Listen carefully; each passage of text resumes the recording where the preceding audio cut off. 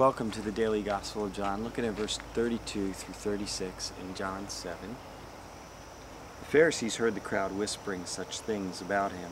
Then the chief priests and the Pharisees sent temple guards to arrest him. Jesus said, "I am with you for only a short time, and then I go to the one who sent me. You will look for me, but you will not find me, and where I am, you cannot come." The Jews said to one another, "Where does this man intend to go that we cannot find him? Will he go to where our people live scattered among the Greeks and teach the Greeks? What did he mean when he said, 'You will look for me, but you will not find me, and where I am, you cannot come'?" Okay, so they heard the people whispering that they believed this was the Christ, the Messiah. And of course they couldn't tolerate that, as insecure mob-type leaders would do. They wanted to squash the opposition immediately, so they sent the temple guards to arrest Jesus. But apparently they didn't have the power to. He just kept on speaking, maybe just blew them off. But he said, "You don't know where I'm from, and pretty soon I'm going back to where I came from. I'm going back to my kingdom. I'm going back to heaven. And you won't be able to come and follow me there." And they're all puzzled. What is he talking about? He has said this repeatedly, but they refuse to believe. And I find that interesting. Last night my wife got me to watch Kate and Leopold again. Every couple years she brings it out, I think hoping that I'll become more like Leopold, who's got better manners than I do, I suppose. In any case, it's one of these movies where there's some time travel, and it's kind of funny and interesting. And the people have the hardest time believing, of course, the two characters in the movie who experience the time travel, and understandably so.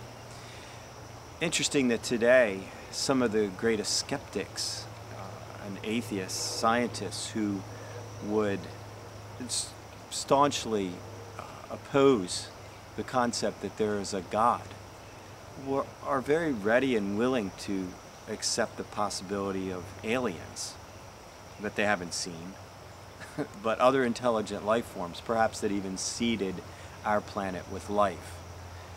They're willing to believe in parallel universes, which they haven't seen. They're willing to believe in the potential of time travel eventually, through black holes, and who knows what will open up with this particle collider and all these issues, things they're doing. And so there's this willingness to believe in alien beings whom they've not seen, and intelligence out there, but they flat out deny the possibility that that alien from another place that they haven't seen could be God. And there's a reason for that. And it has to do with what the Bible clearly diagnoses as the bentness and twistedness of the rebellious human heart. That they will not believe, they will not allow themselves to believe that there's a God to whom they're accountable. Because if there's a God, if God is that alien, then they are accountable for their behavior. And above all else, they don't want that. Because as long as it's just some random alien out there, that's cool. We can get to know them and all, or fight them, whatever we have to do, but they're not in charge of me. But if there's a God that created me and with a design and purpose for me and for you, he has some say. The scripture says man is destined to die once, and after that to face judgment, that we will stand before this God. In Revelation 21:12 or 20:12, it says, "I saw the dead, great and small, standing before the throne, and the books were opened, and another book was opened, which is the book of life. And whoever's name is not written in the book of life is cast in the lake of fire." These scientists, they're not going to find God by their intellect, because they refuse to believe in God. And therefore, no matter how strong the facts are that point us and them to the reality of a designer for this universe, they can't believe it, because in their heart they've already decided they won't believe it. So they will readily find evidence that will substantiate what they've already chosen to believe. And yet they'll believe in aliens. We are a twisted human race.